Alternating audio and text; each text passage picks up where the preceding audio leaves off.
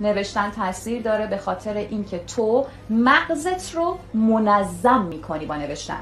ما یه سری رویا، آرزو، اهداف تو ذهنمونه، انقدر زیاده برنامه‌ریزی نمیتونیم براش بکنیم. پس بیاریمش رو کاغذ، یه جا بنویسیمش، فقط اون نظمه صرفاً ایجاد بشه. اولین چیزی که اصلا باعث شه تو دست بری به قلم که برای خودت باید نباید تعیین بکنی که باید این اتفاقات خوب برای این ماه امسال خودم بیفته، اولین داستانش اینه که خودتو باور داشته باشی، نه اینکه فقط یه جا بشینم. مگه شما نویسنده میخوای یه جا شروع کنی فقط بشینی بنویسی؟ من توی این دفتر یه شب داشتم مینوشتم، گریم گرفت و وقتی که گریم گرفت دور گریم یک قلب کشیدم و نوشتم میدونم که میشه.